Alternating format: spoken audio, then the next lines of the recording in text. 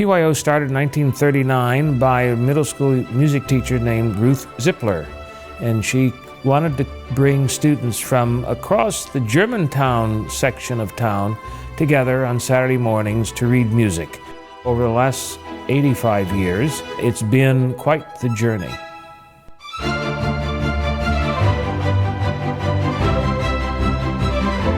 I pretty distinctly remember my very first rehearsal at PYO. We were playing some Dvorak overture and I sit down and I hadn't really practiced because I was like, oh, I'll just show up and read. The maestro starts playing the piece and we go at some blazing tempo and everyone around me is like, it looks like no problem. And I'm playing and fumbling around and I play half the notes. And I remember that was a real wake-up call to me, and you can bet that I went home and practiced it to death that week. PYO was such a great learning opportunity for me. I remember at the time I had never experienced a professional orchestral work environment before. People showed up to rehearsal and they knew their parts before the rehearsal. That was totally new to me. Putting Thomas on the journey with PYOMI has been a massively rewarding experience for all of us, and particularly Thomas himself. We talked about the musical journey a little bit, but I think it's much more than just the musical journey. The learnings that he's had through this journey really have taught him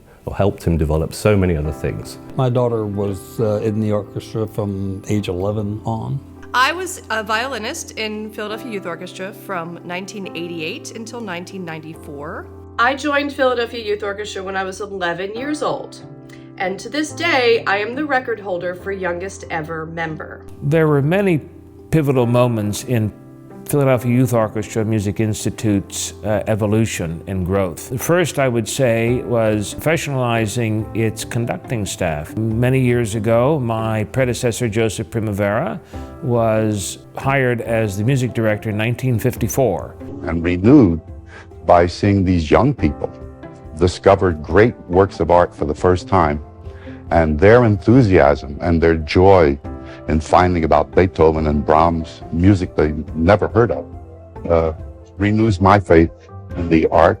And he led the charge to take them overseas for the first time in 1981. The youngsters were not as world-wise, but with the advent of a lot of television, with the advent of communications, changes in schooling, they've become more world-wise. We have been on 14 international tours across 5 continents. And I actually have been on 5 tours with Philadelphia Youth Orchestra. We have discovered that people, no matter where we go, accept us almost immediately and give us royal welcomes and royal treatment.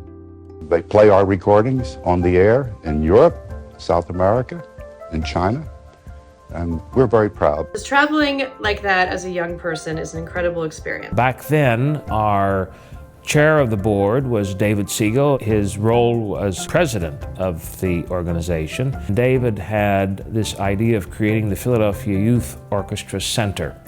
We took her there not to get in the orchestra, but to learn how to audition. Up until that point, it was something that I enjoyed, but it was something that my parents mostly took me to do. Philadelphia Youth Orchestra was what made me want to be a musician. She was at the time the youngest member ever of the youth orchestra. I like to joke that my dad came up with the idea to start PYAO to protect my legacy, but that's not why. And in '94, the Packard building was dark. It had lost all of its tenants. Most will know it today as the home of the Del Frisco's restaurant. We were able to arrange that if they gave us a lease for $1 a year, then get a tax exemption for that portion of the building for real estate taxes. And because we had the opportunity to grow within this new space, which we moved into in 1994, David, as chair of the board, and Joe Primavera created the Philadelphia Young Artists Orchestra because we now had the space to grow into. The PYAO, for me, has evolved into the true companion orchestra to the PYO. When I first was offered this position, I think the orchestra's max size was in the low 60s. I put 116 people on stage at the most recent concert. These are very capable young players, not just size for the sake of size, but quality kids who pass the audition process. Well, the spirit of community has always been inherent to the Philadelphia Youth Orchestra Music Institute. From its simple beginnings as the Germantown Youth Orchestra, it was very centric to the community. We opened the space to the use of all artists in Philadelphia, whether professional, whether they are for profit, non-profit, didn't matter. We would not charge them for the use of the space as rehearsal space for them, but we required instead that they perform there for free. I always look forward to Saturday mornings at St. Patrick Hall. I remember the chaos of Center City, Philadelphia very fondly. At the time, I was just a suburb kid playing in a local high school orchestra, so PYO was an incredibly eye-opening experience to me. Over my tenure of now 28 years, the Philadelphia Youth Orchestra Music Institute has grown in size and in scope, in breadth and in depth. We have added now 11 program divisions to our roster and serve well over 700 students. Our goal is to grow into 1,000 students within the next couple of years. It makes you want to achieve because everyone else around you is achieving, and it's kind of fostered the sense of ambition. You may become a surgeon. You may become the next DA of Pennsylvania. You may become, an avant-garde artist. It really does not matter. But this ability to step back and say, I achieved something of grandeur, quite frankly, I think is really essential. I felt this passion from the conductor, from the coaches. They brought in coaches from the Philadelphia Orchestra, and also my peers. And so I really loved the experience there, and it was absolutely beneficial to my growth as a musician today. As with Thomas, these are lessons that he'll take with him for the rest of his life. This experience will really have helped shape him.